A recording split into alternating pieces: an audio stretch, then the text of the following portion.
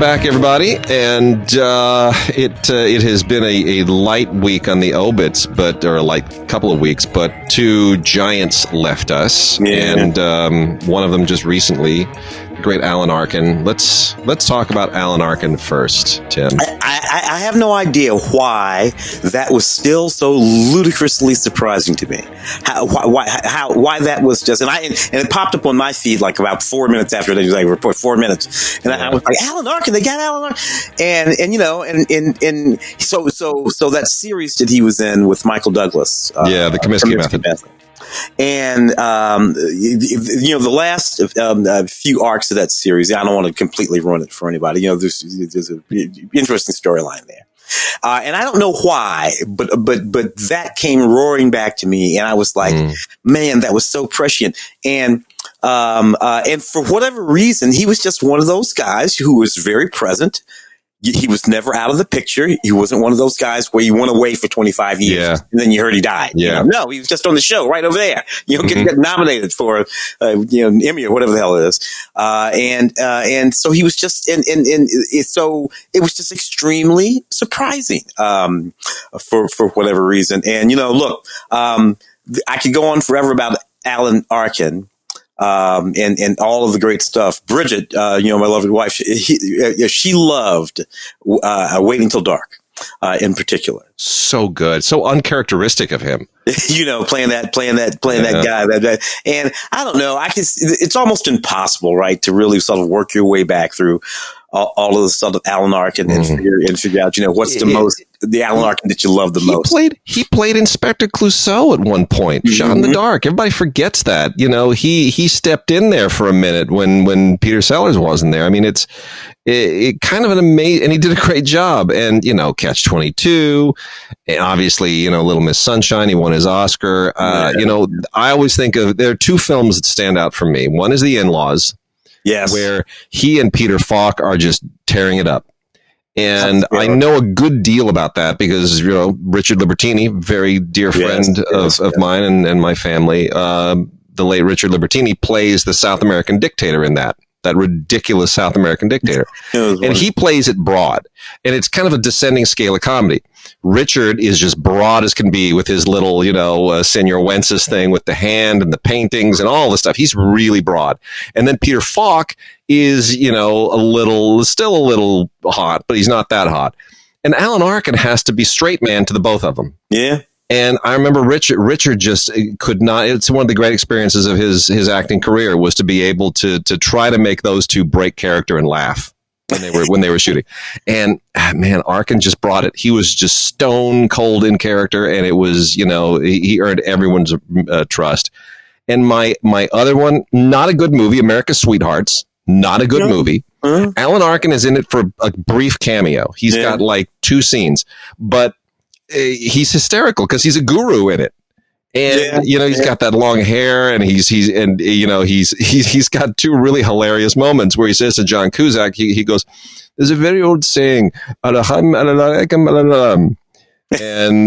John Cusack goes, what does that mean?" And he goes, "I don't know, but it's very old." Hilarious. And then when Billy Crystal says to him about John Cusack, he goes, "He's going to be okay, right?" And Alan Arkin's standing there, he's holding like a fern twig, and he just sniffs it, and he says, "Life is a cookie." And it's just so ridiculous, but it's so funny. And he just owns it. He's just, and all that, but then you come forward, 20, I guess it would be about 20 years from that to the early 90s, and he's like this anchor in like Gary Glenn Ross, like, this very sort of, and he has a lot of those, where that whole range is right there in Alan Arkin. Although you really can't say though that Alan Arkin ever just sort of like played Alan Arkin. He played characters. He played people, and so effortlessly.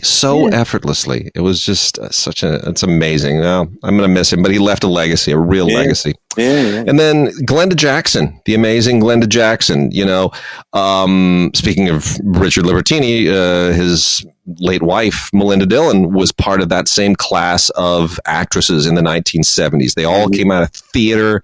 and they just came storming into the movies. And, you know, it was a new class of actresses, and it was, you know, it was Marsha Mason, and it was Melinda, and it was Jill Clayburgh and a few others, and Jill Clayburgh and Diane Keaton, and Glenda Jackson was just like the towering center of all of them. She was amazing. She was just a real presence. Yeah, along with the, you know, so on the male side of that would have been like Hoffman and Hackman Gene Hackman and all those guys. De Niro, a sense of realism, a sort of naturalistic beauty that hadn't sort of been there before, and that was her.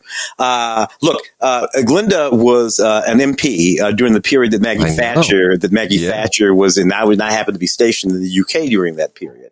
And, you know, now we go to all these guys. I worked for this guy, General Rudolph E. Wacker, and we would go to all of these events and whatever. I was this, and I would just see, you're standing behind the general holding his briefcase, doing whatever. And I would see and Glenda Jackson would be one, who would come. Her and Maggie were on, you know, opposite sides of, like, you know, everything on earth.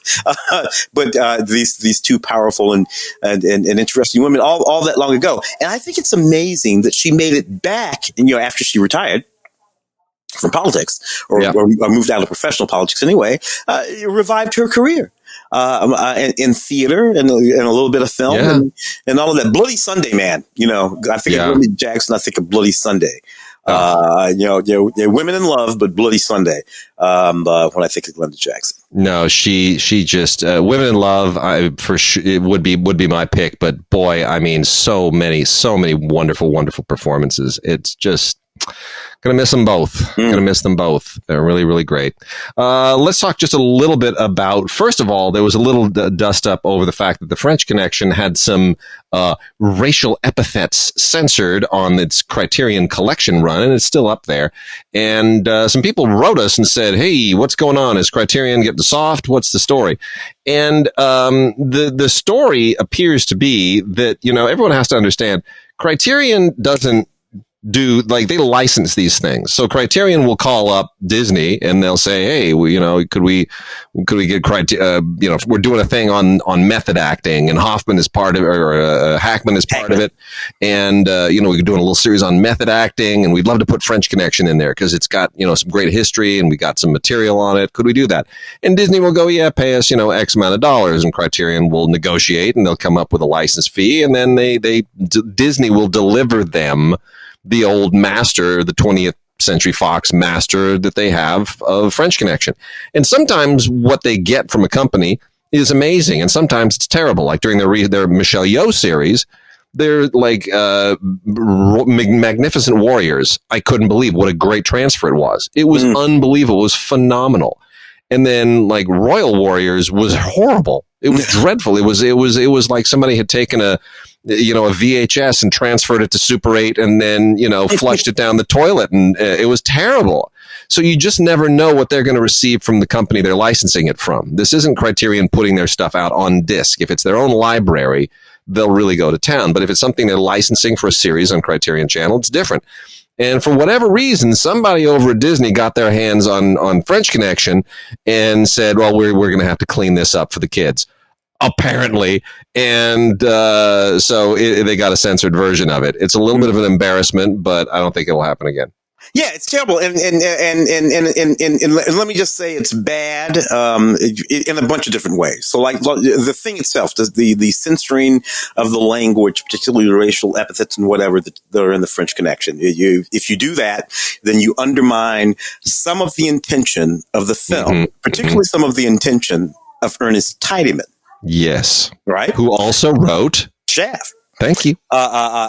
So Ernest was there, writing that script, William Freak and all that stuff. So you undermine this intention, and one of the intentions of Ernest, the writers, the filmmakers, was to communicate what they felt to be the truth of the dynamic between the police and various different communities. Yes. They were trying to be realistic. Other films did the same thing at the period, tried to, Serpico is another one. Yes. So this is intentional. The language is specific for a reason, because what these filmmakers are saying, particularly Ernest, who's black, so is these folks talk like this in these places. Mm-hmm.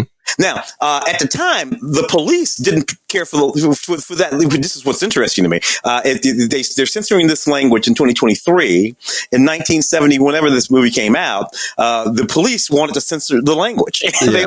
We don't want our cops talking like that. Well, they shouldn't talk like that in bars, Mm-hmm. but they do, and they do. So it's really a sort of ironic sort of thing. This notion of censoring this film that's trying to speak to a truth of a thing.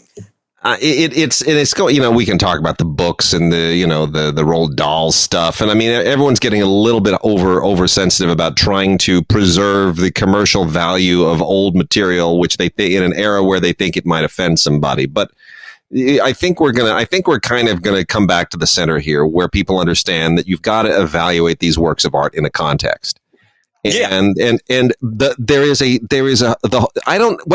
was growing up, I remember watching The French Connection the first time it aired on TV, heavily censored, and my parents were still really iffy about it. Like, it had won Best Picture already, but it's like, do we really want him seeing this? They knew what was going on, and even in that context, it was very clear to me that Popeye Doyle was not supposed to be my role model. Yeah. I was not supposed to be sitting there as a little kid going, hey, I like that guy.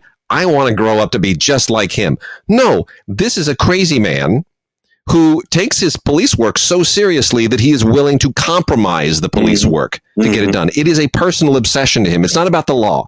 It's about the victory for him. So much so, it was even very clear to me during that car chase, this man is breaking the law and putting every human being in that city at risk just to catch a bad guy. That makes him a bad guy too. They want you to feel that. Doing all of that, they want you to feel all of that, right? So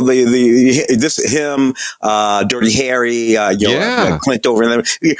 We are at a moment in filmmaking, in narrative storytelling, and these sort of dramatic, police procedurals or whatever, where the creatives are trying to say something true, or trying to speak something true. It's true, and they're asking us questions about ourselves too. They're look, I'm not going to do a whole film class here, but in my film class, when I've shown this film, these are the things that I tell my students who do question this. So like your 19, 20, 20, whatever year old students, when they see this film, they want to know, dude, what's up with this film? I'm like, this film is a document of a thing that was true about a dynamic between the police force and communities in 1969, 70, 71, 72. And what I think, and not to, belabor it too much, but what I think people oftentimes miss about The French Connection was that what it was doing in that moment in 1971, it was 71 that it won Best Picture.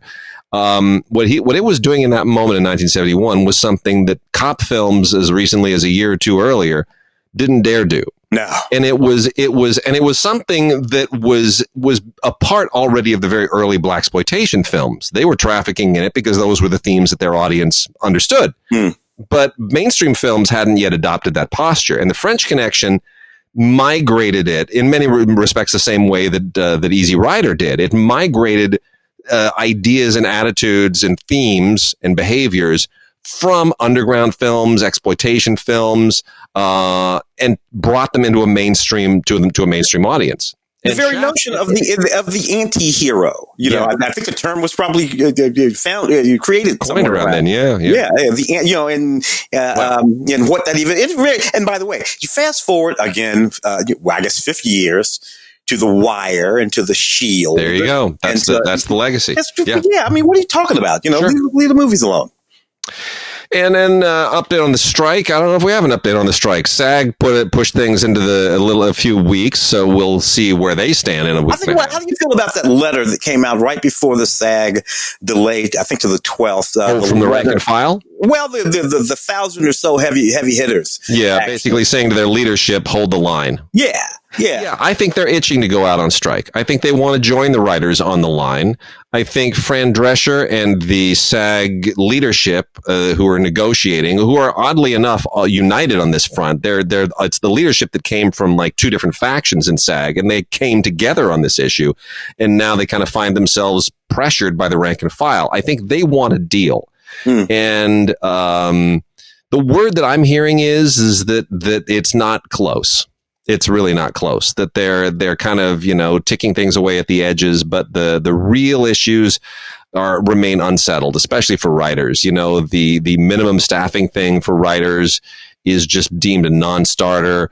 I think they're willing to do all the increased pension, health, and welfare and all that kind of stuff for both unions. But, the streaming residuals, that's a sticking point, and AI is a big sticking point. They really are. So I think SAG stands a very good chance because of that letter of going out on strike, just to finally push it hard, joining with the writers. And that is a worst case scenario for the producers. I think they were happy to get the directors to settle first, which they always do. And I think they want to pick off the actors so that they can put pressure on the writers and say, look, we've come to a deal with the other two. Now you guys got to bend a little bit. I think that's the idea, is divide and conquer. And I think those actors who signed that letter understand that. Yeah, and that's why they want to go out on strike, because I think they feel that if they join the writers, they're all stronger for it. It's all leverage because, generally speaking, they're more or less fighting for like kind of the same stuff. Yeah. And you know what? Look, all these things, and I think it was a mistake to push. I think that they should have dropped the ball. They should have dropped a hammer the first moment that they could drop the hammer. Yeah. Let me tell you something. Those Teamsters, you over at UPS. Yeah. That guy who's leading them, he says, we are going on strike 1 second after midnight on whatever their strike deadline is. And that guy is not kidding. No. He's like, because they had the strike authorization vote a long time ago. That's leverage. Yes. We will not be pushing this down the road. No. We're going to go on strike. We will stop everything that moves in a brown truck or flies on a brown airplane. In this country 1 second after midnight. You have to be there, dude. And on the other hand, I know how to fix all of this. I know how to fix. Let me tell you, if I was the god of the writers' strike situation, this would probably work for SAG-AFTRA too. What I would say to the union members is, this is what we're going to do, folks. Pensions and this, that, and AI and whatever. I don't know anything about any of that, but we're gonna start paying actors a minimum rate of $5,000 a day. That's your first job on your first $5,000 a day is what we're going to pay you, cash money, and the minimum what my point is, I would just throw a ridiculous amount of cash at writers and at actors right up front. When you get hired to work on a show, as screenwriter, no matter what the fuck you do, you're going to make $50,000. If you walk in the room and sit there and do nothing, you're going to make $50,000. And if you front load the process with ridiculous amounts of money, I can promise you that qualms and around all of that back end money, which is what writers really will go away. If I know that if I sell 2 scripts in a year, I can make $600,000. There you go. I won't fuck with you about shit that might happen 30 years from now. See, this is the thing that I think the producers have never fully understood, and maybe they understand it and they're just being hard asses and cruel about it. But the employment in the movie business, everybody thinks that it's so much money, you just get rich so fast and you're rolling in it. No. Here's the reality. You got people who will, and the tax structure doesn't favor this either. You have people who will sell a screenplay, $350,000. Fantastic. Or they'll work on a show and they'll make, $400,000 in a year. And you think, oh, that's amazing. You're buying a car, you're buying a house, you're making great. And then you don't sell another screenplay. Yeah, for 5 years. Or your show gets canceled. Immediately. And now the tax man has hit your $400,000 for about $180,000. Yeah. So, and your manager and your agent have taken out another, 60,000. Yep, that's gone. Okay. So now your 400,000 is under 200,000, and you don't work for another 2 years. Yeah, might not, dude. So now you have dropped into what in a major city like Los Angeles or New York would call low income. Yeah. it is not the holy grail that everybody thinks it is, because everybody kind of measures it by the people that they see on TV and they read about in the trades. But for the rank and file, for those workaday writers who just bounce from writer's room to writer's room, who never sell a screenplay, who only write episodes, those directors who only ever write episodes, and those actors who never become movie stars, who never get nominated for Emmys, who just go on auditions all the time, and they wait tables, or they do real estate, or they become yoga teachers between gigs, or even if they become a workaday journeyman actor. Yeah. It's the thing of it is, all of that used to make for middle class. In Los Angeles, entertainment industry, middle class, and you can live yourself a life, buy yourself a house, put your kids through college. You wouldn't retire. No, you weren't rich. You just had a life, and it was a nice middle class life in the entertainment industry. That life is the life that's going to go away. Yeah, Shonda's going to be fine. And what makes it all so much worse is when people then read, Ted Sarandos and Reed Hastings each took a $50 million bonus last year. Yeah. That's what pours salt in the wound. Yeah, because those bonuses would completely pay for. Yes. Just last year's bonuses, by the way. You don't have to do it every year. You know what? Take a $10 million bonus each. Yep. A gigantic whopping $10 million bonus. Go ahead. In addition to everything else that you've got, and take that other $80 million and pour that into writer and actor pension funds and shore up just pay. Look, I'm telling you, man, if you front load all of this with just when you are working, we're going to pay you stupid. I've had jobs like this, for one thing. I've had several gigs over the course of 35 years where, look, man, there is no job security here whatsoever. But this job pays $6,000 a week. So what do you want to do? I'll leave it at this, because we could go on this forever. But I'll leave it at this, because my wife, who is a producer, as I think everybody knows, she's been in those situations where people will say they'll look at a budget that she's pulled together for a film.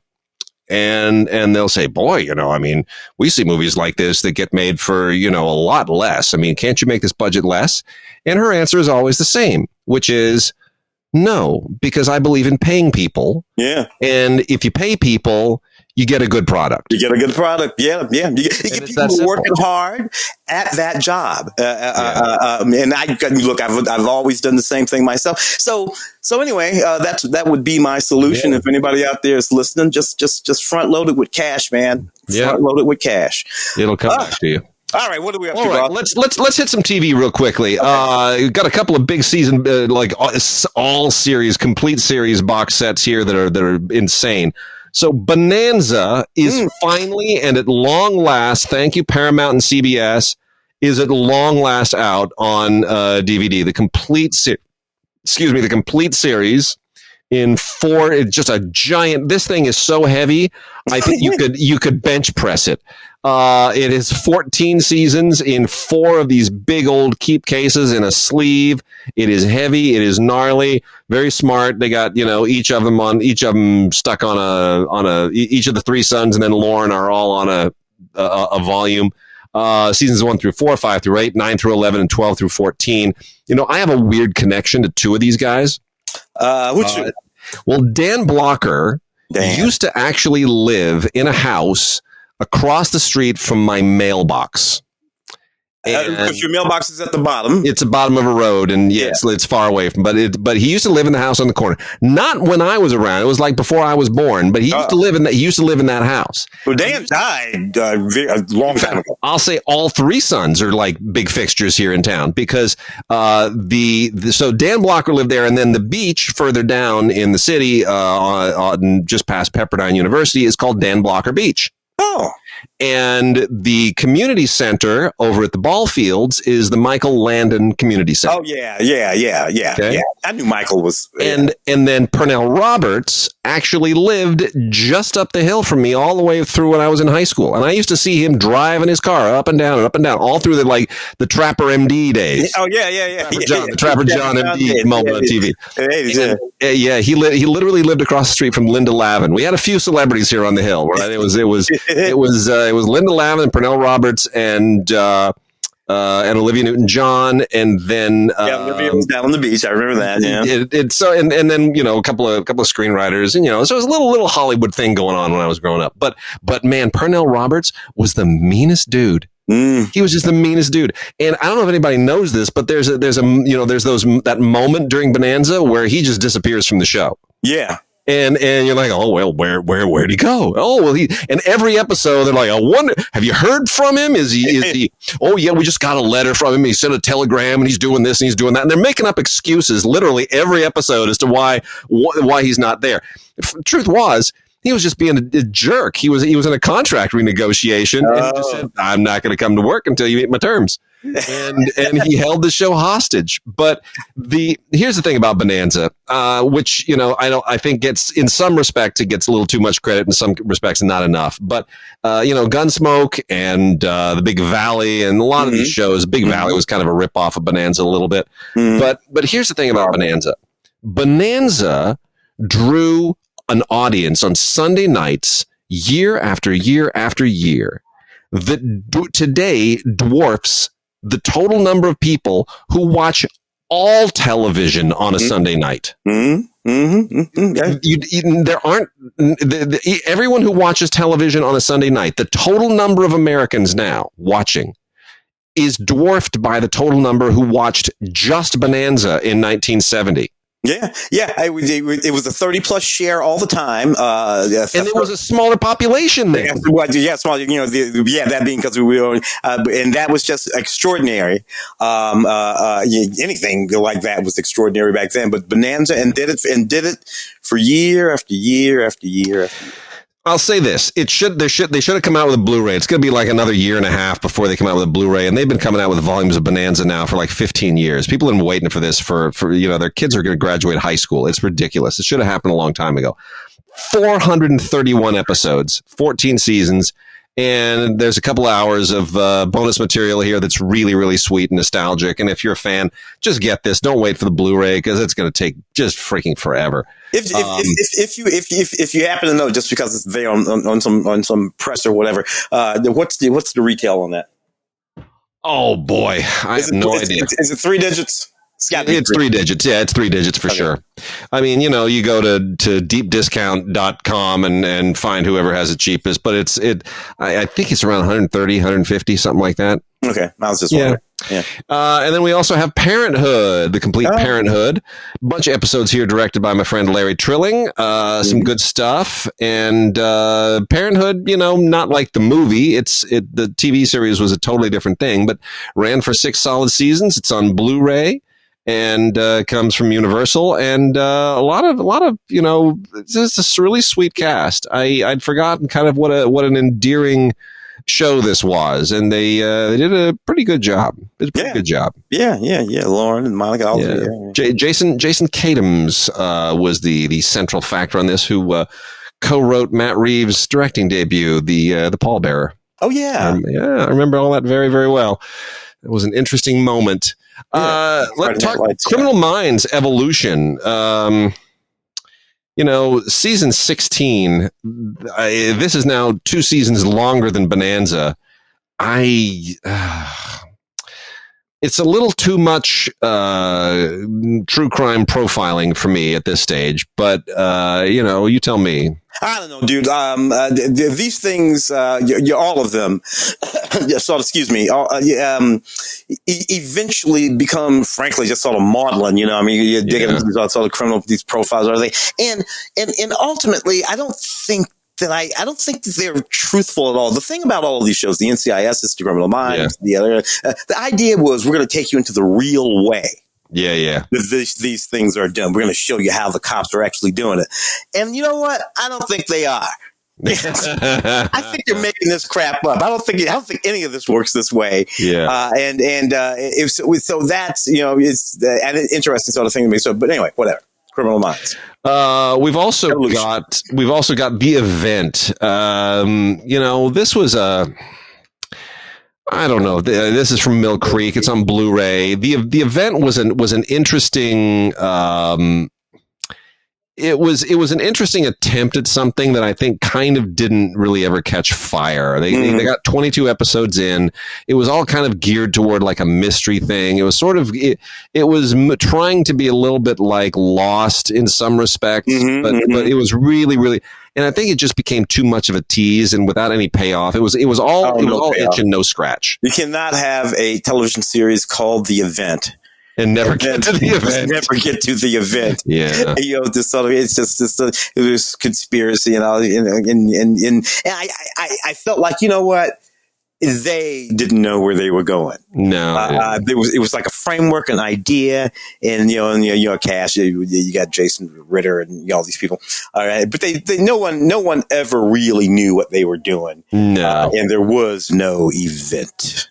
Jason Ritter is very good. Blair Underwood is very good. Everybody's very good, but it kind of anyway. It's an interesting curiosity. This is the thing about any sort of particularly a show like this. They cannot. And the X-Files did this to me. The X-Files got to a moment of where you realize they were actually making it up. I mean, I know that I know it's all made up, but you know what I mean? But you're actually making it up. Like I think some of this you made up today, and that's not actually storytelling. Yeah. So we got a bunch of single season deals here. So let's start with the season 1, the new Quantum Leap. Your dear Bridget was in the Quantum Leap. Yes. Played Anita Hill. That's right.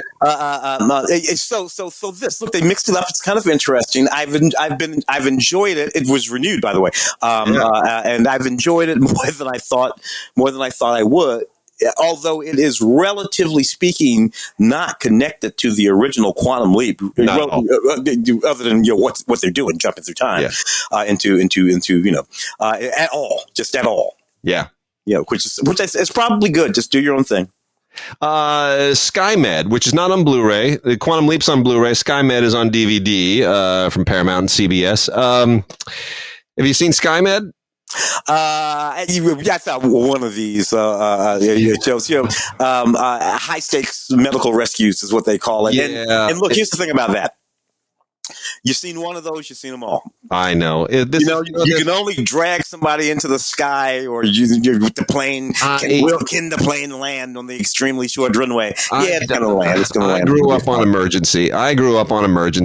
And that was like a whole thing. Oh my gosh, it was like Adam 12, except they're saving people every week, Somebody's crying and burning. Oh, help me, dislodge them.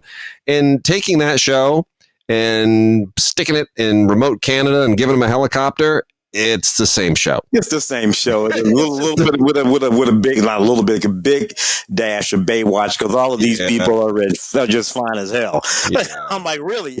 Every one of you extremely fine people decided what you wanted to do. Now, here's the thing. They have a really, I say helicopter. They have a really swanky plane in this thing. It's a plane, yeah. It's a plane. But I know some pilots who watch this show who could not care less whether anybody gets saved. They're just watching it for the plane. So they figure out a way to put these people in like bikinis and stuff at the lake in like every episode. Really? Every episode? Okay, anyway, yeah. So we got another season 1, which I never thought I'd see the day that Sylvester Stallone was on a TV show, but here it is. Tulsa King. I guess it was inevitable, but Taylor Sheridan over there getting there, Man, it's a weird thing. So, Stallone is this guy who's gotten out of prison, and it all takes place in Oklahoma because I guess they got tax credits, and it's like The Sopranos set in Oklahoma. Maybe is that a good way of putting it? Yeah, look, it's the joke. being that he's just sort of, out because he's been away in jail. He doesn't know that weed is like, whatever. The joke doesn't play for an entire series, right? Because come on, dude, catch up. First of all, if you want to be savvy on what's going on in the world, go to prison. You'll be caught up on everything in the world. But nevertheless, that joke just can't keep playing. Yeah, what I like about it is that Dana Delaney's in it. Yeah, and she's Dana Delaney. Oh, thank goodness for Dana Delaney. No, Stallone's not bad. He's fine. But it just, I don't know. It's set in Oklahoma. No offense to Oklahoma. I got a lot of good friends who come from Oklahoma, family in Oklahoma, but don't really want to watch it every week. Yeah. You know what they were going for? They were going for the Ozarks thing. But the writing isn't that clever. It really is Guido in Oklahoma, old Guido in Oklahoma. Yeah, it's very Soprano-y. Yeah, and he solves all on the prairie by punching people or shooting them. We got a season 2 of La Brea. Oh my goodness! I just think this is the dumbest show. This is an absolutely stupid show. I mean, it really is. So the big joke in Los Angeles is that when you say, "Oh, let's go to the La Brea tar pits," La Brea means the tar in Spanish. So the the very, very funny humorist Stan Freberg once said that when you say the La Brea tar pits, you are literally saying the tartar pits. the tartar pits. Stan Freberg did Perry Puma in the Looney Tunes. Anyway, so this is season 2 of this weird show that's kind of like Outlander, and it's the time, the land like of time forgotten. Yeah, it's like. I mean, when you decide that you're going to go to 10,000 BC, you've got to make an effort to make me believe that we're in 10,000 BC, as opposed to, oh, look, they went and dug up some costumes from, some old gladiator movie from the studio wardrobe department. It just... It's not convincing. It's hokey and it's very silly. But I guess people are watching it because this thing it's coming back for season 3, isn't it? Yeah, people watch a lot of really terrible television stuff. Sherman, our homie Sherman, right? Yeah. There's a character in this that Sherman actually got the part. But he turned it down because he also got the part on Into the Badlands. Yeah, and much better choice. Look, this is still going. He's on Stranger Things now anyway, so it doesn't really make any difference. But I'm like, Sherman, bro, you dodged a bullet because between Nathaniel Moon on Into the Badlands and and the guy in this, oh my gosh, it's just there's no it's a thing. Season 3. We got a season 3 of the L Word, Generation Q on Showtime. Not sure we needed this, but they can't come up with anything new anymore. I know we didn't need it because our good friend, my great lesbian girlfriend, Bea, who I went to see this past weekend, I told her about this, and she's like, "But why?" I'm like, Bea, you want to watch the L Word?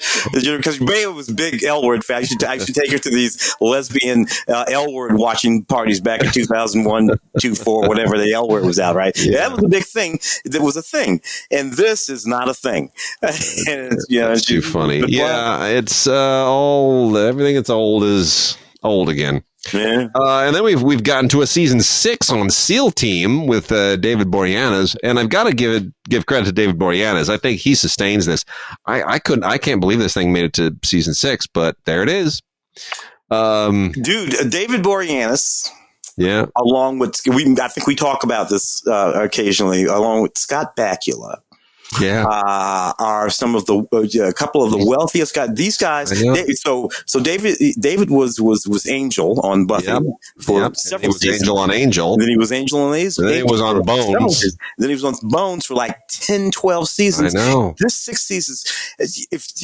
Let me tell you something. Any person who's just a movie star during that period of time, maybe other than Tom Cruise, has not made as much money as David. He's an executive producer on all these shows. Has on all these shows. Scott Bakula, he was on.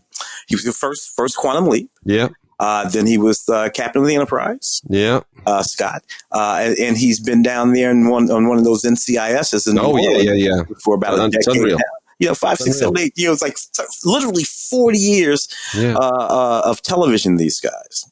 It's unreal. It's unreal. I mean, yeah, and it's not a bad show. It's not a bad show. It's a little bit redundant. It's a little bit repetitive, but they've got a woman on it, so it's it's not completely testosterone, but SEAL Team Season 6. Yeah, there it is. Yeah. From Showtime, we got Speak, which with Kristen Stewart. I don't know. This is one of those teen angst movies that kind of just faded away on Showtime at one point, and I don't think it ages terribly well. But they've released it. There's a party and things go wrong, and Kristen Stewart gets to act all angsty and teeny. I mean, it's. In the Me Too era, in the moment that we are in, where these things have almost saturated the media, I guess there's still some resonance to something like this, but it really does feel a little bit exploitive, despite her otherwise decent performance. Ozzie and Harriet, season 11 and 12. This crazy show just kept on going. It's more Ozzie and Harriet. I don't really know what to tell you, but it's nice to have it out. This was kind of the original nuclear family show. The 50s were defined by all the nuclear family shows, Ozzie and Harriet and Leave It to Beaver and the Donna Reed show. And then in the 60s, everybody got divorced, and it was Courtship of Eddie's Father and Family Affair and the Andy Griffith Show and on and on and on. Right, so and the Brady Bunch, right? Yeah. So it's a little funny how that happened. That there's really a social trend there. But the original nuclear family show before everybody got divorced was Ozzie and Harriet. And of course, this is weird because they were an actual family. Yeah, exactly. You wonder, like, did they have any family time? Yes, that's right. Yeah. All right, and then I'm just going to make quick work of a bunch of Ricky Nelson. Yeah, had these twins. Yeah, and they were like rock stars in maybe the 80s, maybe the 90s. I can't remember exactly. Yeah, my wife was in high school with them. I think they were younger. Yeah. They were younger. I think her younger brother, who I think they were in his grade.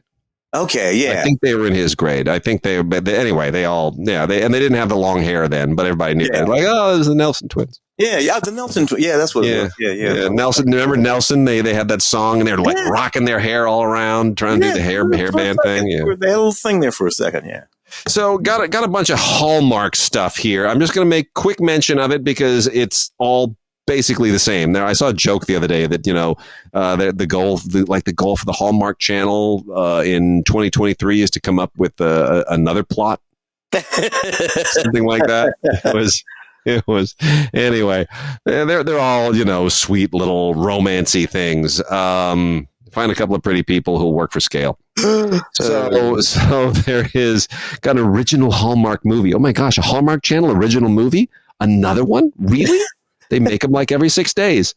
So this is called Taking a Shot at Love with Luke McFarland and Alexa Penavega. I'll let you guess what that's about. Yeah. I got one that's holiday themed here. Didn't come out during the holidays. I don't know why. It's called Christmas Waltz. And this one is with Lacey Chabert, who we all love, and Will Kemp. Huh. And then we have another one with Lacey Chabert. This one is Lacey Chabert with Autumn Reeser and Allison Sweeney. It's called The Wedding Veil Expectations. There are a few of these Wedding Veil movies. They're all basically the same. Not sure what makes them different from the non-Wedding Veil movies, but anyway. And this one is called Love and Sunshine with Danica McKellar and Mark Declan.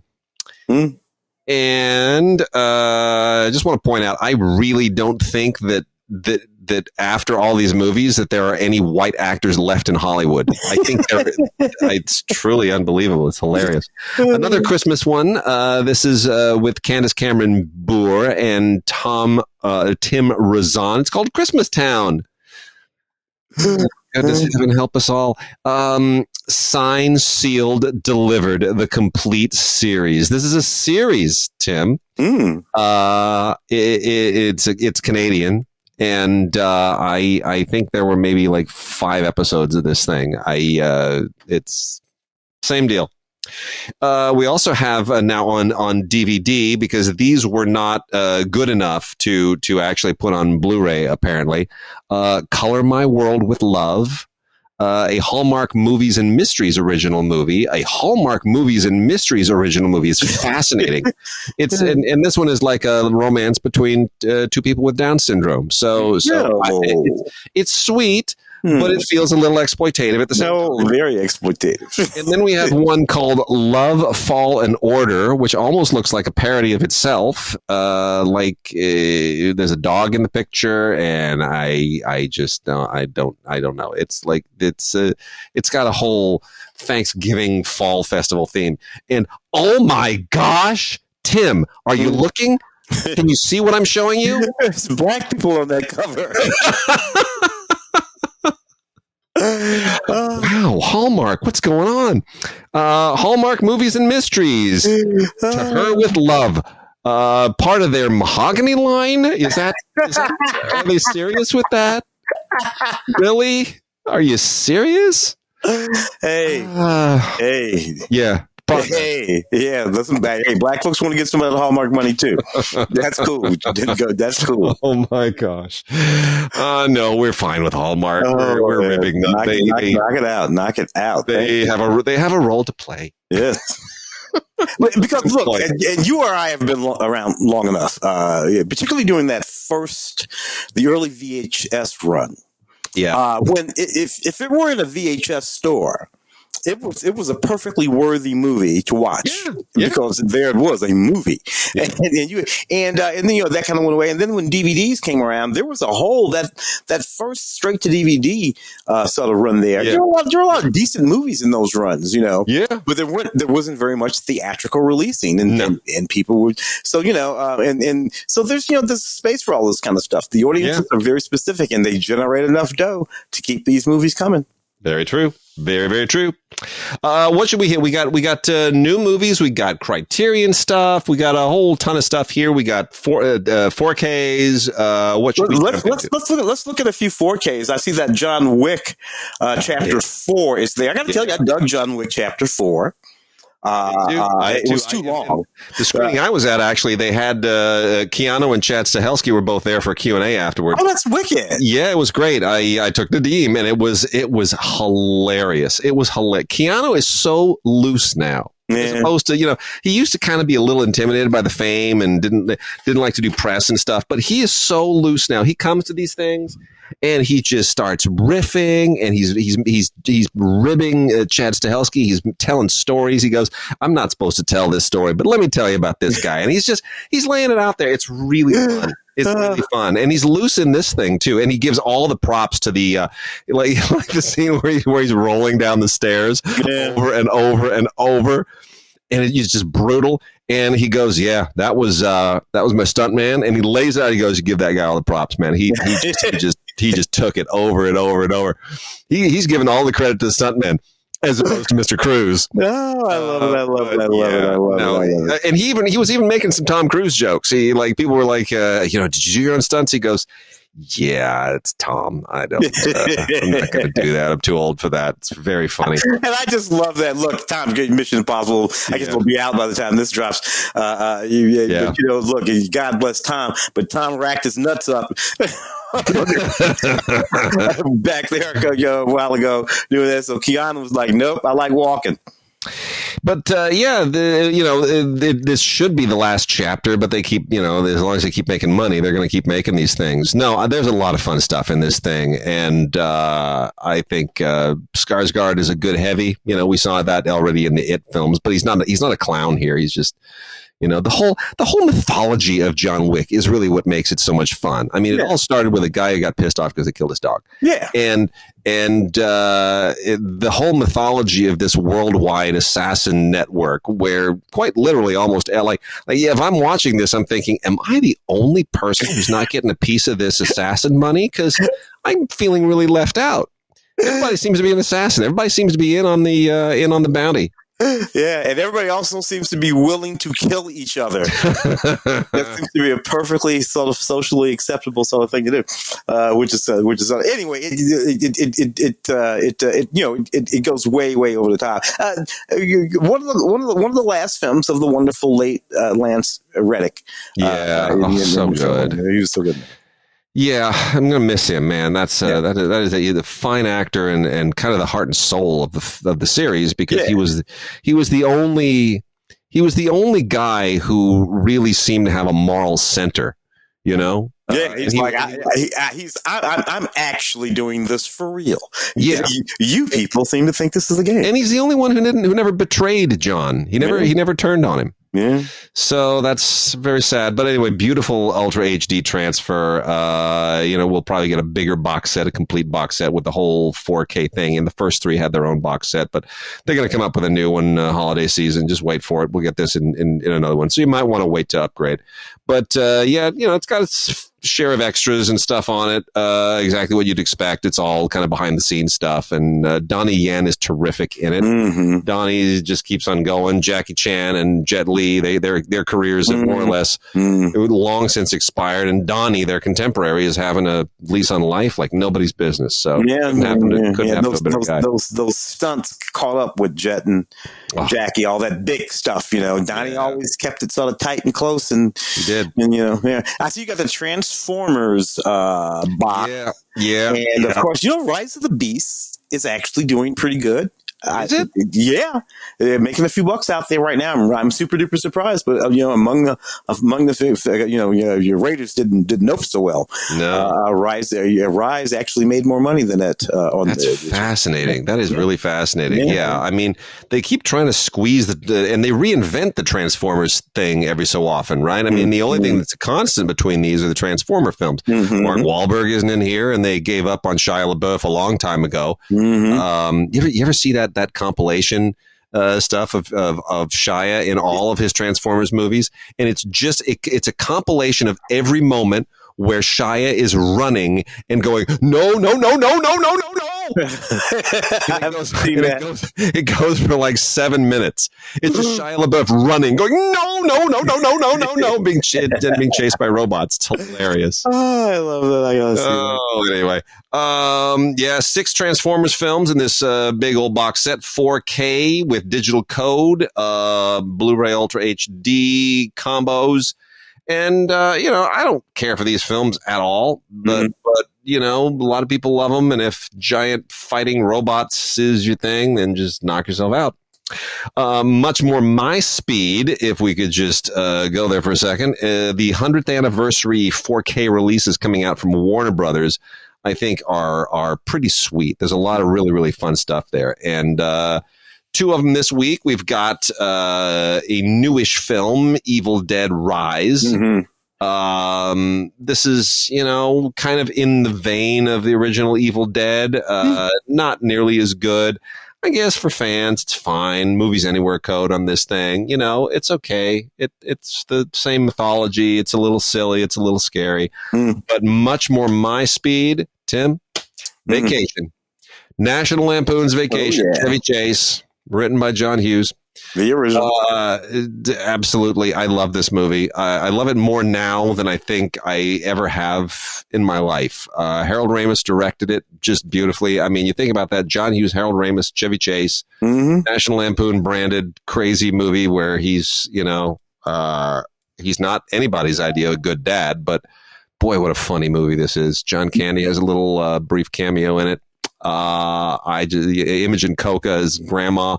So funny, so unbelievably funny. Oh, it was fantastic. It was just wonderful. And look, so many the guys who are gone now. William Hickey. Walking around this movie, he's just going. Doris Roberts is walking around this movie. Randy Quaid is still around, but he's not still around. Yeah, depending on how, in a certain sort of way, Randy. In a certain sort of way, Randy's gone. That was mean. I shouldn't have said that. Anyway, but you know what I mean. I know we get it. It's just a really, really fun film, and it's silly. We don't have silly comedies like this anymore, so it's a nice. I forgot Johnny Galecki played Rusty because they swapped Rusties somewhere. They changed Rusties for after this one. Yeah. After this one, so that was Johnny. Man, Johnny's done well. Johnny's still around. Big Bang. Way to go, Johnny. Yeah. A new film, Dungeons and Dragons: Honor Among Thieves, on 4K. Absolutely ridiculous. Just as bad as the previous Dungeons and Dragons movie from about 20 years ago. Absolutely stupid beyond belief. I don't even know why they keep trying. They just wanted to brand this thing. It's a whole lot of actors who should have known better. It's a mythical quest. Something's going on, and there's a whole thing where what's his name's daughter, Chris Pine's got a daughter, and he's got to leave her behind.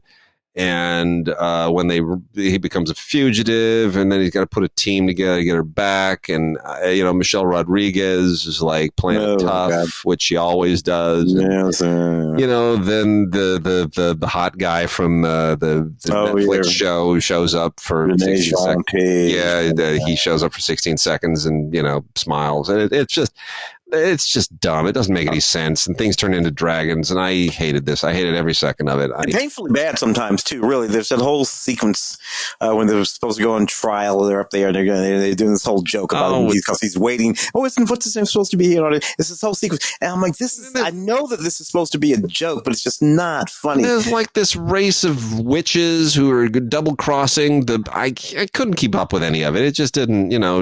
I'm too old for that stuff. Creepshow. We got a 4K of Creepshow Collector's Edition. 1982 Creepshow, the old 1982. Yeah, this is a Scream Factory, Shout Factory release. Pretty great. A ton of extras on here. Huge amount of extras. The fantastic scan from the original camera negative is just gorgeous. And a George Romero and Tom Savini commentary is just fabulous. Got another commentary with the director of photography and a third commentary with the construction coordinator and the first assistant director, which is okay. But it's really the Romero and Savini commentary that you want to listen to. That's the brilliant one. And you know what? This is a really sharp film. It's a fun. It's not scary at all. Never was intended to be. But Stephen King, the story in here with Stephen King, and probably the only thing that he's ever acted in, is hilarious. Yeah, when he turns into still so good and so funny. Anyway, tons of interviews and featurettes galore. It's a fans cornucopia of goodies. Definitely check it out, and a really, really great 4K transfer. Terrific 4K transfer. Did you see the Mario Brothers movie? Super Mario Brothers movie? Yeah, I did not. It also made money though. Among things that are doing well, comparatively speaking, Mario Brothers movie doing good. I did not see that coming. I really didn't. I mean, I'm usually pretty good at getting in front of things, but man, this thing just blew the doors off, and as opposed to the one from 30 years ago. With the live action thing with John Leguizamo, I gotta say this. Look, I love John Leguizamo, but he's apparently really, really pissed off that they didn't bring him back to play because he says, I thought we're in a diversity moment. It's like, dude, you're Puerto Rican, or Colombian. He's like half Colombian or whatever. But these are Italian plumbers. You're not Italian. Like, what are you talking about? You weren't Italian the first time either, by the way. Like, you weren't Italian, but you neither was Bob Hoskins. No, but he also played Toulouse-Lautrec in Moulin Rouge. So what are you whining to stop? You have a great career. Don't be that guy who just whines at every job you don't get. You get great jobs. He's like Azamo. I still agree with him about what is it? Castro. Oh yeah. James Franco's Castro. Nope, I agree with him on that. That's crazy. Yeah. But anyway, this movie made money. Chris Pratt on it. I don't know. It's just really weird. What is doing well and what is. I agree. It's not this Into the Spider-Verse. Both animated, obviously, but completely different audiences. I think. Yeah.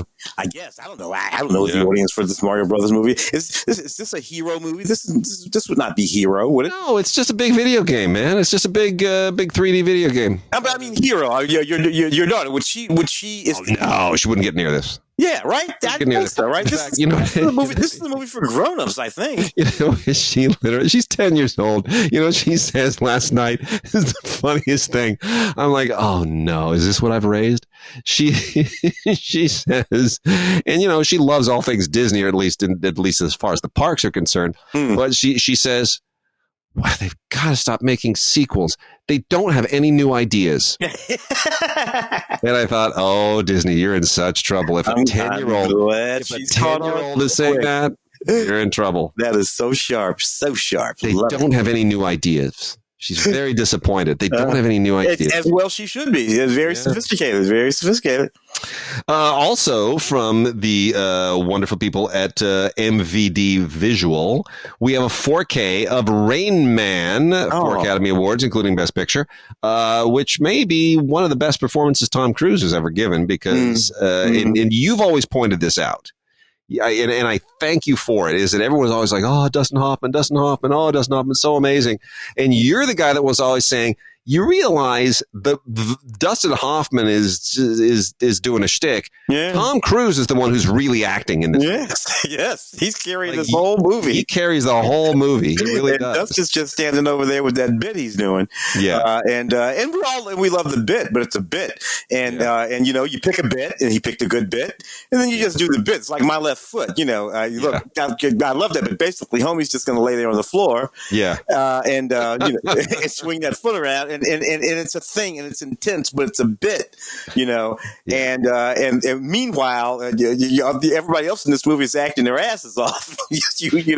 I'll tell you, watching this again, when it gets to the big emotional payoff at the end, and it gets you, it really does. I mean, that's why this won Best Picture. And this won Best Picture in a year where Mississippi Burning was expected to be a runaway hit until somebody raised their hand and said, the white FBI guys are not supposed to be the heroes of this story. And everybody got guilty and was like, oh, what else is there? Rain Man. And everybody turned their attention to Rain Man. And there is that emotional payoff at the end, which is it's a kicker. But it's not Dustin Hoffman who earns that emotion. It's Tom Cruise who earns that moment. Mm-hmm. And it does a thing that movies that it knew to do. Barry Levinson, obviously. Yeah. It does a thing that it's interesting that it knew to do way back in '88 that the Hollywood forgot about later when you get to things like Beautiful Mind or whatever. Yeah. Barry, he knew, the love of a good brother is not going to fix what's wrong with Raymond. Yeah. This is Raymond, and he will always be this way. And Tom Cruise, he loves his brother, but he realizes, this he's always going to be this way. And just because I love him, that ain't going to fix him. I'm going to have to deal with this shit. That's all there is to it. True. 25th anniversary. I hate to make us feel old, but 25th anniversary of The Truman Show. You know what, Tim? This movie holds up. Yeah. It's kind of faded a little bit. Peter Weir working at his maximum capacity. Everybody was involved in this. This is a classic Hollywood studio film like they just don't make anymore. Late 90s, just killing it. Scott Rudin producing, Andrew Niccol wrote it, Peter Weir directed it, and it has got Jim Carrey in an amazing dramatic performance. It's got Laura Linney. It's got Ed Harris. It's got Holland Taylor and Natasha McElhone. I mean, this movie today, Paul Giamatti. We watched. There's a Black Mirror. Black Mirror dropped. Yeah, there's a Black Mirror, and that Black Mirror is wholly and completely a reference. Yeah. To Truman Show. Yeah. Now, if you wouldn't know that unless what do you say, 25th anniversary? Yeah, because I don't know how many, but I can think of at least a dozen either other movies or television programs or references to things that speak to the Truman Show. Sometimes by simply just having in dialogue the word Truman, the phrase Truman Show. Yeah, and I guess you got to be a certain age, but what they're talking about. It happens at least once a month that I will hear somebody just casually, and they're always somewhat of a certain age, but someone just casually go, "Man, I feel like I'm in the Truman Show." Yeah. You're right. It's become for a certain generation part of the vernacular, and of course, if you don't know what we're talking about, then you need to get this. You should watch that movie. Yeah, it's just, and it is a great 4K transfer. Paramount doesn't always do the best with their 4Ks, but man, they really did a great job here. Peter Weir, who should still be directing a lot of movies, but is very frustrated by the way the state of Hollywood. But man, really great. Andrew Nichols. And it's an original screenplay too. Yes. Again, back then you could just have an idea like this, write a really, really great screenplay, and Hollywood at the biggest level would take this really forward thinking, sort of high concept. That's what they called this kind of stuff back then, high concept, and let you make it. Today, you can make this film because it would have to be based on a graphic novel, exactly, or a book or something. But before they would let you do it. I don't know why Andrew Niccol doesn't have the same kind of career as a Tarantino or as Christopher Nolan. These are the guys who are sort of our big auteurs of the moment. Because Nichols every bit as visionary and writes just as well, if not better. Gattaca, dude. We also have a steelbook coming right here in my hand, Best Buy exclusive, Lord of War, which he wrote and directed. With Nicolas Cage in one of his last great real performances as an arms dealer, an international arms dealer. And this is this film loosely playing that guy we traded loosely. Yes. Playing that guy we traded for somebody. I don't know. We traded the guy with Victor Boot. Yeah. Yeah. Yeah. And this is such a prescient movie, and 4K just kills it. It's beautifully done. Some great performances in here by people we forget were even in this thing. Ian Holm is in this thing. Ethan Hawke is here, from Gattaca. Jared Leto is in this thing. This is a really, really rock solid film, beautifully shot by Philippe Rousselot, just beautifully shot. Wonderful, wonderful, wonderful 4K transfer. Great audio. It just kills it across the board. So that's a Best Buy exclusive if you want to get that. But man, Andrew Niccol, I miss him making bigger movies. I wish he'd kind of get a second wind at some point. And then lastly, on the 4K front here, Insidious is on 4K in a steelbook. I got to see the new Insidious film for the radio show next week. Yeah. Why? The Red Door or something like Insidious, the Red Door. Help me understand the appeal. I just don't get it. Me either. So I'm kind of with you there. The original one, 2010. I guess the thing, Patrick Wilson's is Patrick in all of them. I think Patrick Wilson is in all of these things, if I'm not mistaken. Yes, he is. And he's in this one at least. The original. And they sort of like Cario. I don't know. James. I'll say this: James Wan is a very, very good director with these kinds of films. Whether it's the whatever it is, the Hearkening, the Awakening, whatever that other one. The Conjuring. The Conjuring. The something.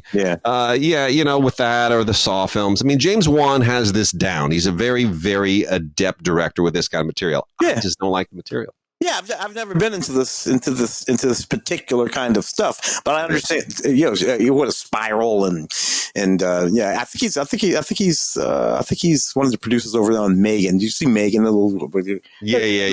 totally. It's what they do. It's what they do. Yeah. Yeah, for sure. Let's see what else we got. A few docs and a concert thing here real quickly. Let me just mention the comedy specials that they are releasing now from Mill Creek. They've had a few of those, and they got a new one, Maria Bamford, stand-up spotlight. 2 comedy specials. Very funny. I love Maria Bamford. Those who don't know Maria Bamford, she does this thing with her voice, which is just surreal. It's like when she turns it on, it slays. It absolutely just kills. And no human being should be able to reproduce that sound. So it's hilarious. I think she's great. I love her. I think she's really funny. And that's a good disc to have. Some docs here real quick. A Life's Work from First Run Features is a beautiful, beautiful, beautiful documentary, and it's basically looking at a group of people who have dedicated their lives to doing specific things that are just off everybody else's radar.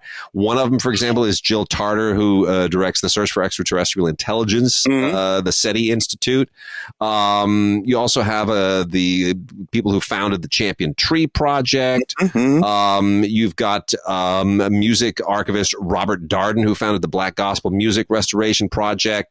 All these people, they are inspired by things and they inspire others, and it's a really, really interesting subject. It's a really just the topic is about people who are passionate and passionate about things that maybe a lot of other people wouldn't be passionate about, and things that can't be completed. Probably. Your lifetime and their lifetimes can't be completed. But there you are doing this thing that you almost by definition can't quote unquote succeed at. And the question is, it's very interesting stuff. And then we've got Muhammad Ali, aka Cassius Clay, Blu-ray of this, which is kind of a strangely forgotten film, but really, if you don't know this history, and a lot of people don't, a lot of people grew up just knowing him as Muhammad Ali, but there's a really fascinating trajectory and a duality to his life, and in many respects, it's almost a counterpoint to that of Elvis Presley. I've always looked at the two. I mean, I think maybe because my father always made that a point of reference, admired the hell out of them both, but always underlined that, each one had a very, very different attitude. One of them served voluntarily in the military and the other one said, I don't want to go kill people who haven't done anything to me. Very, very interesting life. And this is a really great, a great look at the not just the man, but at the phenomenon that surrounded him, I guess is maybe the better way of putting it. So, a lot of aspects of Muhammad Ali's life that are illuminated here, and I think this is a really sharp film. Let's see, last two here. Matter Out of Place, which is from Icarus. This is a strangely poetic kind of essay documentary film about garbage. And it travels all over the world and goes to all the most far-flung remote places to see and to poetically photograph how they dispose of their waste. And you forget that everybody's got to get rid of their trash. No matter where you go in those beautiful places, they've got trash and they got to get rid of it somehow. So this shines a light on a very, very interesting topic and a strange problem that we don't often think about. We like to kind of pretend it doesn't exist. So, and it's a little too pretty, but what a fascinating film and a fascinating topic. And then the last one here is Kubrick by Kubrick, which is from documentarian Gregory Monroe. This was at Tribeca a couple of years ago, 3 years ago. And the Michel Simon book on Kubrick, which was revised just at the very end there to include some Eyes Wide Shut stuff. But that Michel Simon book was my Bible growing up. I read that thing. I looked at every page of it, the photographs, the comparisons, the essays, the analyses, reading the interviews. And Michel Simon, whom I've actually met, I met him at Cannes some years ago. conducted some really amazing interviews, and they used those interviews as the basis for this kind of essay study of Kubrick in film form. And this may be, for my money, the best movie about Kubrick and his films ever made. And I would highly recommend it. It's only an hour long. It should be longer, and there's probably a better movie to be made at some point in the future. But for now, this is the best we've got. And I wish it was on Blu-ray. It's not. It's on DVD. But in the absence of anything else, it's pretty great. Most of that, a good chunk of that hour are things that I simply have never been heard, or recordings of Kubrick, mostly audio, but nevertheless, and have never been heard before. So it's a worthy hour, just in that you will not have heard most of this before. Yes, very, very true. Let's hit some new films, and then we'll probably call it quits after that. Let's see. All right. I see you got X there, which I thought was a really good Mia Goth was fantastic in that film. It's from that guy T. What's his name? T.I. or T West? T West. Yeah. And what I loved about this film, these people are going to go out on this farm and make this porno. It's all set in about 1978, 79, something like that. And Kid Cudi is in it. He's really good too, and Britney Snow and everything. And they're going to go out there and make this porno. What I loved about it is that it looked like a film. This film looks like a film that was made in the 70s, right? And then when we see this footage of the little porno that they're making, it looks like one of those pornos that they made in the 70s. He changed the frame and it's all color. And so it looks like the film, it looks like it's set when it's set, and then it looks like it's doing what it's doing. Yeah. And then there's this creepy couple, and it becomes a horror movie. And then we've got Transfusion with Sam Worthington, whom nobody recognizes anymore because he's always hidden behind blue CG in those Avatar movies. Yeah, man, I'm glad he gets paid well for those. I hope so, because they have really jacked up his career. Yeah, well, he was originally supposed to be Mad Max in Mad Max Fury Road. He was the original guy cast. I don't know why he fell out. He's Australian, you would think, but I don't know. Yeah. Oh, I know why, but anyway, go on. So this is just a generic. This movie's called Transfusion. It's generic, action thing. He's a special forces guy. One more mission. One of those movies. It's a payday. Yeah. I like the guy he plays in this though. He's this dad. Yeah. He's got this kid, and his kid's like totally and completely not like him. Yeah. But he's kind of okay with that. Yeah. Takes his kid out to go hunting in this one scene, right? It's this scene, you've seen it 1,000 times. Kid has a gun, the deer's over there. Kid's supposed to shoot the deer. Kid can't shoot the deer because the kid's not the kind of person who can shoot the deer. And he says, you know what? And he tells his dad, I can't do it. I don't want to do it. I'm just not strong like you. And his dad says, you know what? You told me no. That's pretty strong. And that was a dynamic that you just don't see. They just could have went the ordinary way, you know what I mean? Yeah. But they didn't. He wasn't that guy. Then this whole movie is built around the fact that he's really not that guy. He was trained to be that guy. Yeah. And he just does what he has to do, but he's really not that guy. Interesting stuff, but it's payday. Well, here's another interesting one. A little grueling little indie film, but Willem Dafoe is always worth watching. Animorph. Willem Dafoe plays a detective, deeply disturbed detective, one of those really detectives who just brings his work home and trying to catch a killer. And the case just gets darker and weirder and deeper, and turns out the killer has is watching him while he's trying to watch the killer. It's really interesting psychological thing. It ultimately doesn't. I don't think it totally all hangs together if you think too much about it, but you don't worry too much about it. Defoe is fantastic. Scott Speedman is really surprisingly good, and I think it's a sharp little movie. Did you see One Day as a Lion? I don't think I did. What a great surprise this is. I really is. This is like, there are a lot of these kind of faux Tarantino wannabe films, and this is kind of one of them, but I really thoroughly enjoyed this. It's a fantastic vehicle for Scott Kahn, who wrote it, and basically wrote it for himself, but it's it's about a guy. Oh, Frank's in it. Frank Grillo. Frank Grillo's so good. I mean, he's so good. And he's back to being like that ruthless criminal guy. I mean, he's the heavy in this thing. But it's so quirky and so fascinating. Basically, Scott Conn he's a reluctant hitman. He's not an assassin, but he's doing this basically to satisfy a debt. And he can't bring himself to do it or to do it right. And, he's supposed to kill J.K. Simmons, who's this almost this crazy urban cowboy guy.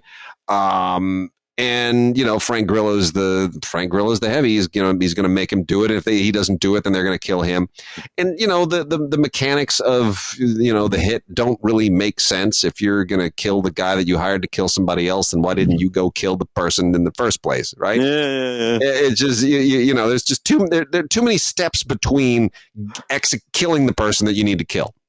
It's just like a hit is not supposed to be that complicated. But if you can get over that. Khan's character is so fascinating, and he takes a hostage, this waitress, and that becomes a relationship and a thing, and her mom, and there's all this stuff going on, and it's very kind of blood simple-y. It's very kind of Tarantino-y in some respects. It's a sharp little movie, and I give Scott Conn all the credit in the world for a script that is unusual. It's genre, but yet it's very, very of its own thing. And he wrote it for himself, and it's not vain. This is one of those grindstone movies again that we make fun of, but this one is really sharp. Now, hey, look, J.K. Simmons, Virginia Madsen, yeah, Tara Manning. There's some weight in there. Virginia Madsen plays the mom. She's so good. She's so good. Lily Tomlin and Jane Fonda have just they just got to stop it. They this thing that they're doing, this shtick. It's 80 for Brady. Yeah. Moving on. What can you say? I don't know. Did you see this, Malcolm? Well, what are you going to do? And who? Sally Field. Yeah, right? Not in this one. This is just the two of them together. Paul Weitz wrote it, who's a better writer than this. But I mean, it's just that they're just kind of.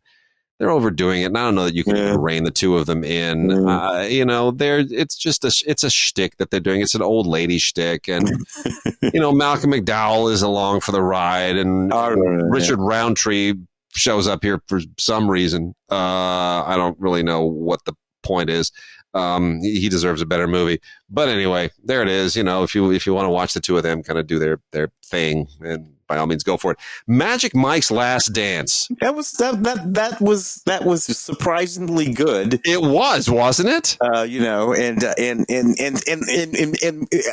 As opposed to the second one, which I thought was, the first one was very good. And Soderbergh came back for this one. Yeah, and what's good about it is because he knew to sort of wrap this thing back around to the first one, so that we can wrap up Mike's journey here. Yeah. He sort of didn't make a joke of it. It's kind of serious, and while still being a film that's very it understands that we are here for the ladies. Selma Hayek is just one of the hires him to give her a special dance. Yeah. Yes, and he winds up basically choreographing a big West End show in London. Goes from being a stripper to choreographing a show. Let me tell you my analogy. Magic. Forget about the second film. Just erase that from the equation. Magic Mike's Last Dance is to Magic Mike as Staying Alive is to Saturday Night Fever. I love it. It is. And I am very forgiving of Staying Alive, which I still think is Stallone's best directing effort. And for all the flack that film takes for its, very 80s-ness, I actually think it's a really fun film. I think it's a whole lot of fun. Cocaine Bear, dude. That was nuts. Elizabeth Bass, just nuts. That movie. I talked about this on the radio. Christy loved it. I hated this movie. I think it's stupid. that was just nuts. Great CGI. Yeah, I mean, but Ray Liotta, is this literally his last film or is it second to last? Good question. I'm not sure. Yeah. They're saying, Kerry Russell. Basically, here's the thing. They go based in real events. I hate it when they do that now. Here are the real events.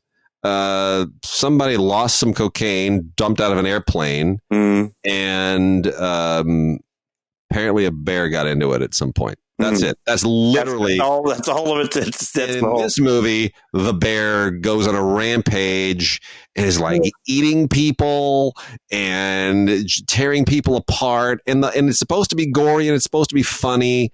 And it just goes so far off the rails. It really does at a certain point. It's too much. It's just too much. I know it thinks it's being funny. Anyway, it's the Maximum Rampage edition. Oh, whatever. There isn't even maximum extras on it. It's just, it's got Movies Anywhere code if that matters to anybody. Oh, let's see. 80 for Brady. Speaking of, that's Lily Tomlin and Jane Fonda again. All of them. With Rita Moreno and Sally Field and actual Tom Brady. 4 old ladies got a thing for Tom Brady. And that's which is also based on a true story, as I understand it. Who knows? I mean, it's one of these old age wish fulfillment things. I just think these actresses deserve something better. Anyway, it's on Blu-ray if you want to see it. Let's see what else we have here. Roland Emmerich executive produced this. He did not direct it, but it sort of has shades of his sensibilities all over. It's called The Magic Flute. It's got a great cast. F. Murray Abraham and Asha Banks and some Amir Wilson. I mean, it's a good solid little cast. Kind of sort of Harry Potter-esque thing going on here. It's the Mozart all boys music school, and there's like the library at the school is some kind of a Stargate that connects with the Magic Flute, the Mozart opera, and it becomes like kind of this weird musicalized classical version of Alice in Wonderland, or maybe the Chronicles of Narnia. I'm not quite sure which. Is like most things Roland Emmerich has his fingers on. It doesn't really make a whole lot of sense. But I guess for a certain set that wants its Harry Potter derivation itch scratched, it's meaningful. I don't know. Yeah. Did you see Jesus Revolution? I did not. It's really good. It's really good. Like, I go on radio and I routinely will rip on faith-based films, not because they're faith-based, but because they're all the same. Yeah. Well, very often. Yeah. It's a formula. It's like somebody's got a dead-end life as an athlete or a rock star or something, and then somebody close to them says, well, have you found Jesus? And they go, you're some kind of Jesus freak. And then they find Jesus and their life improves and they lose their career, but they gain happiness. End of story. Yeah. And that's like all of them. That's the trajectory in all of them. Yeah. And that's not this. This is a really good movie. They decided to tell a story for a change, which I think is fantastic.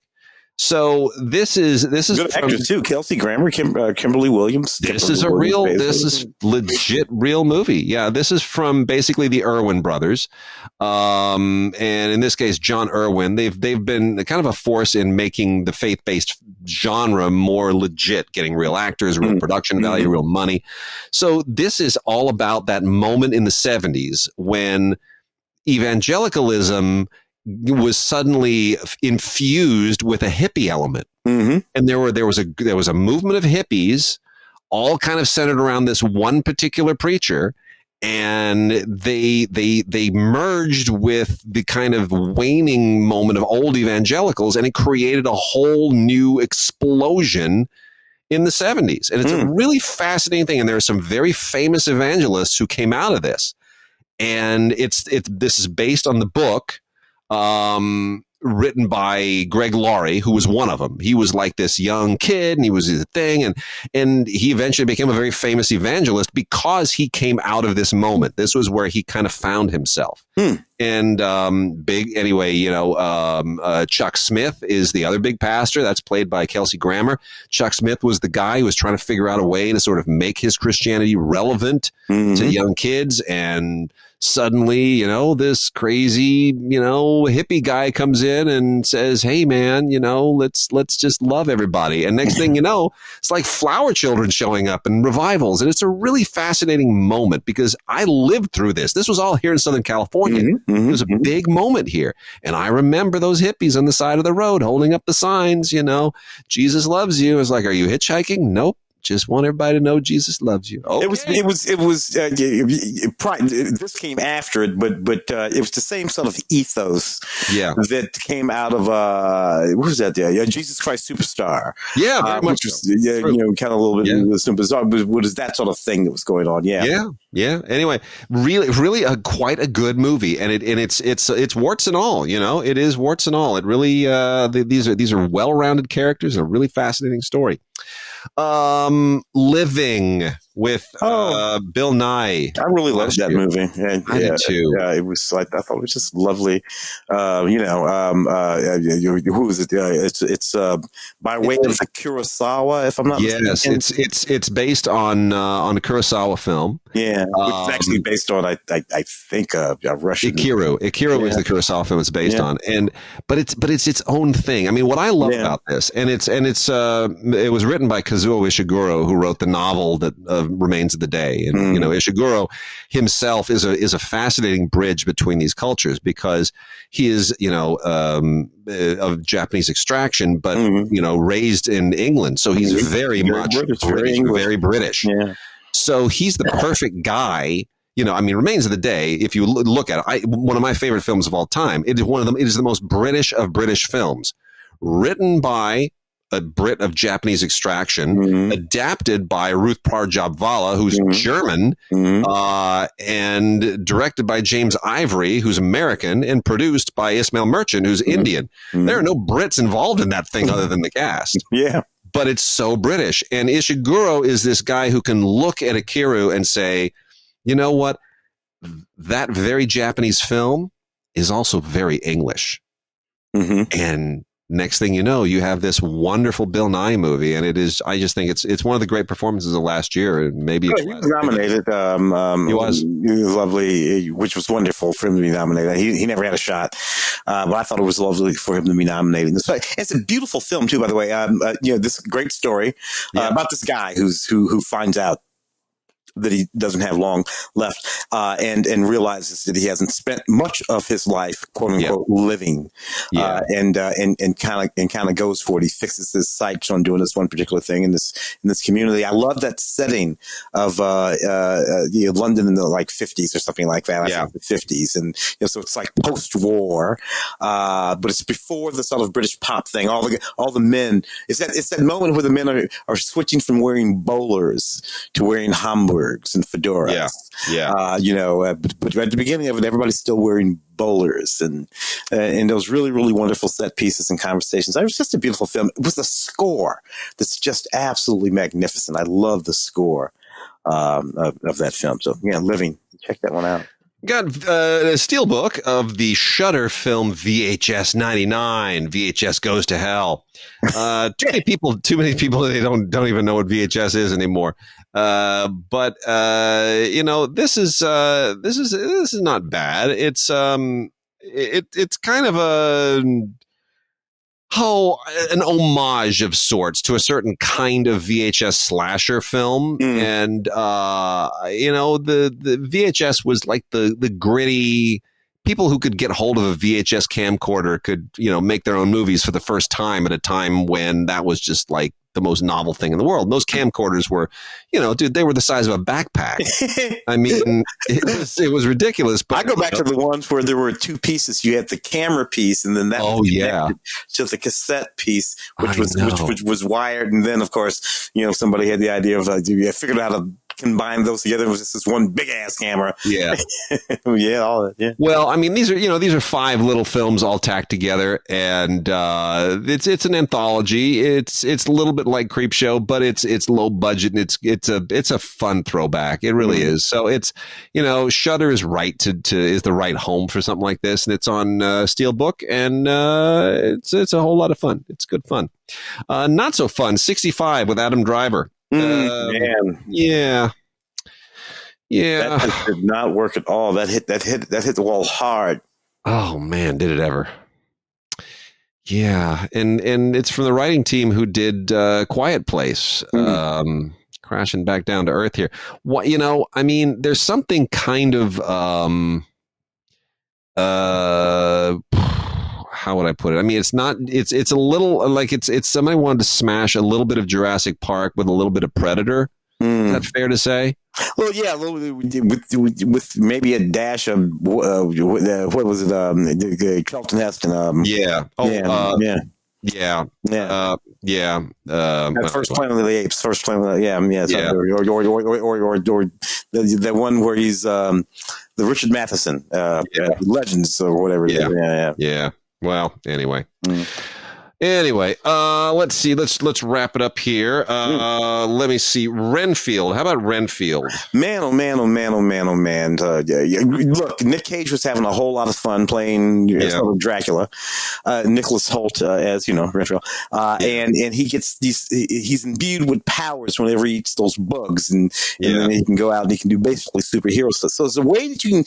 They figured out a way to create a superhero within the Dracula myth and lore, and they basically make it a dysfunctional relationship between Renfield and Dracula. And then you got you running around, and it's just the police department's all crazy. And look, this movie is so gory. That's what. See, I didn't see it, but people told me that it's just so gory, and there's this new thing that they can do that they've been doing in all of the sort of horror television shows, where they can basically blow, an organic, a person, a cow, whatever it is. You can just blow it into just all the pieces. They do it on Stranger Things all the time, so that everything is just coated with the bits and pieces. So they do it like 10 times in this movie. I'm like, okay, I get it. You can realistically blow somebody up, but you really only need to do that once, if ever, in a movie. They do it like 10 times in this movie, and it's come on, guys, come on.